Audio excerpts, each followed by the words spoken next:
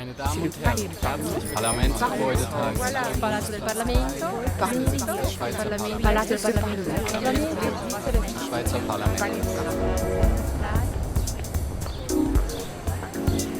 Tous parlent de Parlement. C'est juste, Parlement vient de parler. Alors parlons aussi du Parlement, si déjà nous y sommes. C'est quoi le Parlement suisse? C'est la plus haute autorité législative. On l'appelle aussi Assemblée fédérale. Le Parlement est un des 3 pouvoirs de l'État, outre le Conseil fédéral et les tribunaux.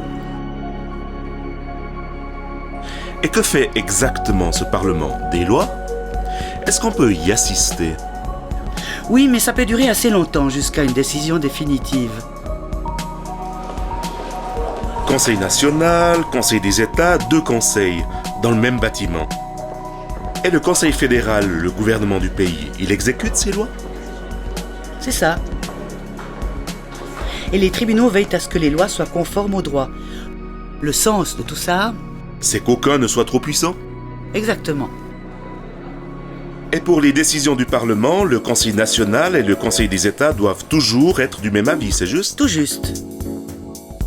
Je compte ici 46 sièges. Exact. Ici, les États, comme on appelait les cantons dans le temps, envoient 1 ou 2 représentants au Conseil. Et le Conseil national, il a bien 200 membres.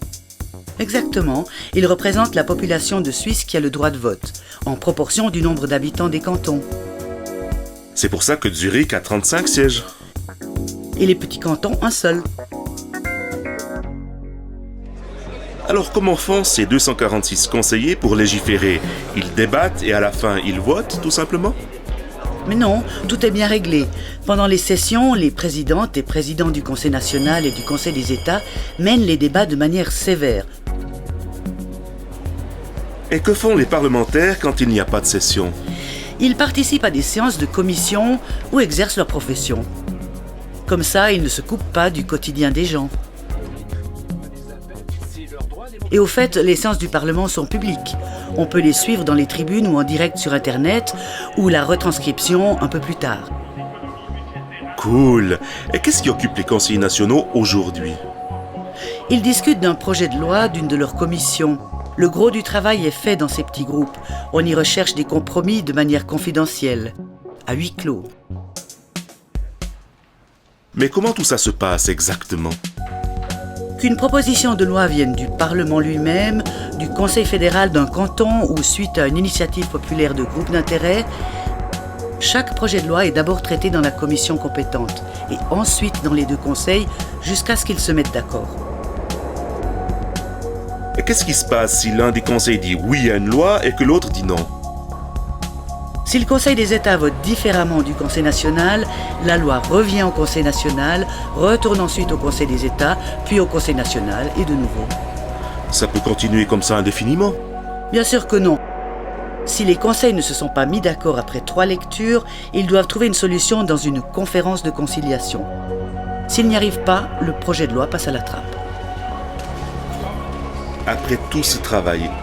Mais le Parlement a sûrement encore d'autres tâches. Oui, en Suisse, le Parlement élit les membres du Conseil fédéral et du Tribunal fédéral.